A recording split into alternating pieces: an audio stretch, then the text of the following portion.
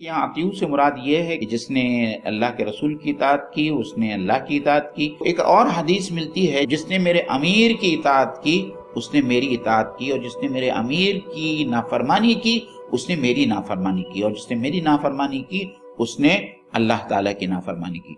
तो अल्लाह के रसूल सल्लल्लाहु अलैहि वसल्लम का कहने का ये साफ मकसद था कि हमारी जिंदगी एक इज्तिमाइयत के साथ में जुड़ी हो। बहुत अच्छी बात बोली। और इसीलिए हजरत उमर का वो मशहूर कौल है कि ला इस्लाम इल्ला बिल जमात, कि जमात के बगैर इस्लाम नहीं है। तो जाहिर बात है कि जब जमात है तो जमात का अमीर होगा, और जमात का अमीर होगा तो अमीर का हुक्म मानना और उसके इताअत मानना आयन नबी की इताअत करने के मतरादिफ होगा। दूसरी यह हदीस में है ना कि अपने अमीर की बात मानो, चाहे तुम्हारे ऊपर कोई हबशी गुलाम ही अमीर क्यों न बन जाए। करना रअसहु ज़बीबा, गोया कि उसका सर जो है किशमिश के बराबर छोटे जैसा हो, काले रंग का हो, लेकिन बदनुमा हो, लेकिन अगर वो अमीर है तो उसकी इताअत लाज़िम।